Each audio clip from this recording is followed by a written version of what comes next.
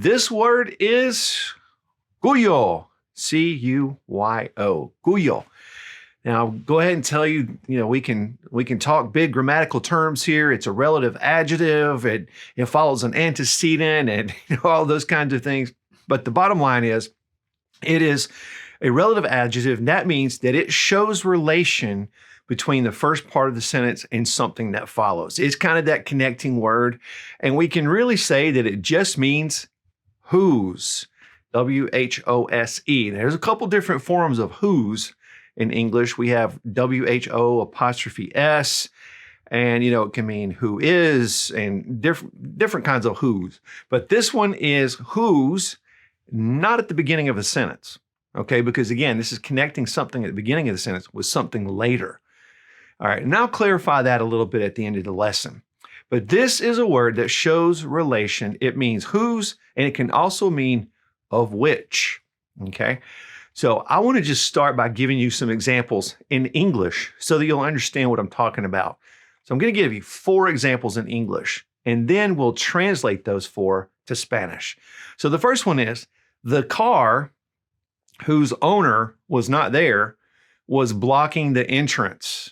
Yeah, probably have experienced that before at some point. All right, so we see the car, and then we have a clarification, whose owner was not there, and then we connect it to the first part, the owner or the car was blocking the entrance. So that whose is kind of clarifying what we're talking about and connecting. Here's another one. The family whose house we bought moved to Madrid. Okay. Here's another one. The man whose sisters were already married planned his own wedding. All right. It sounds like he didn't have a lot of help. And then finally, one more. The lady whose sons were grown was living alone in San Juan. All right. There are 4 good examples. Now, let's go ahead and put those 4 examples into Spanish so you can see how the word cuya works. All right. I do want to go ahead and tell you that cuyo can have 4 different forms, just as a lot of words do in Spanish. There's the masculine singular, the feminine singular, the masculine plural, and the feminine plural. So we can use this word in all 4 ways, just like a lot of words in Spanish.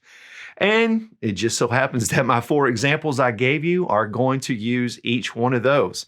Let's go back to the first one that we talked about. It was the car whose owner was not there was blocking the entrance. Let's put it into Spanish.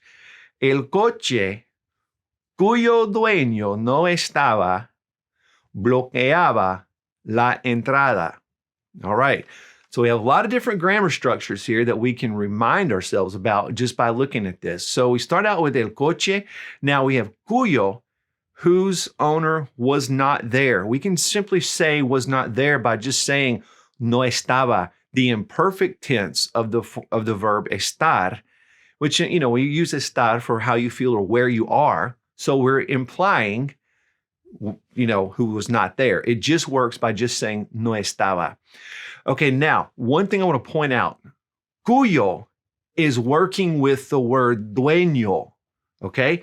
So that's why, since dueño is masculine and singular, cuyo has to be masculine and singular. So you might think, oh, wouldn't cuyo match the car because we're talking, we're clarifying, but no, it actually has to go with that word after it, because that's the word it's really connecting with and going with in the sentence, in the clause, okay?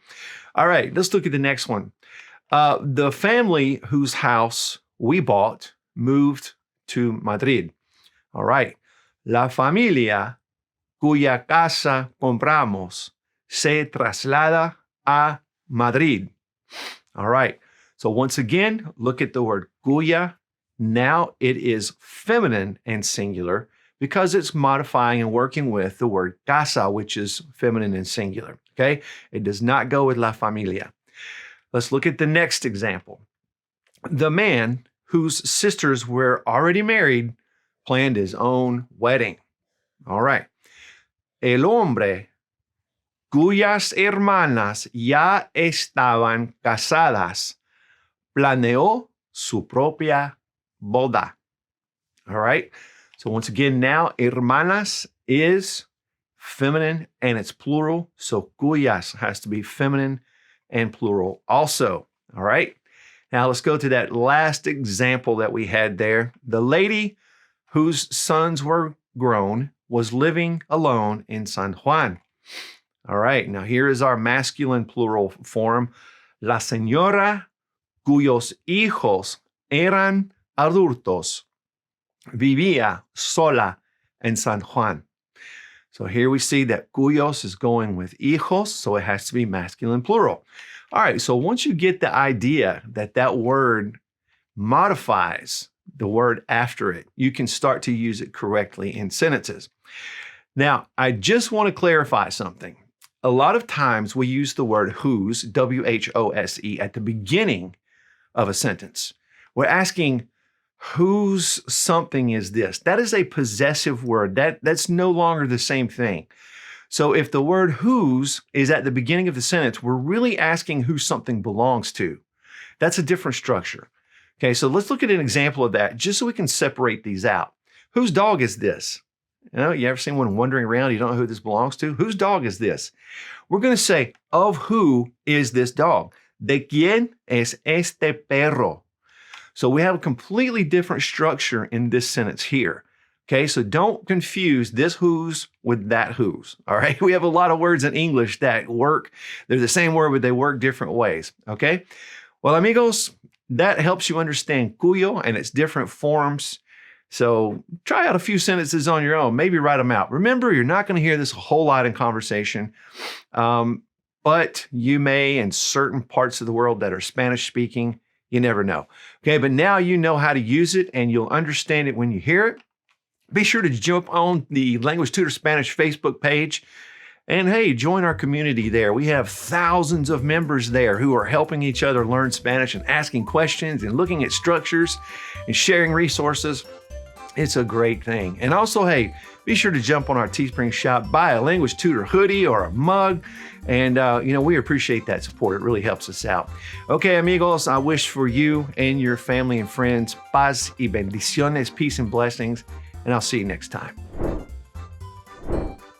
Friends, thanks for watching The Language Tutor. If you have a question for me, feel free to leave it in the comment section below the video. And please click subscribe and the notification bell so that you'll never miss any of our language lessons.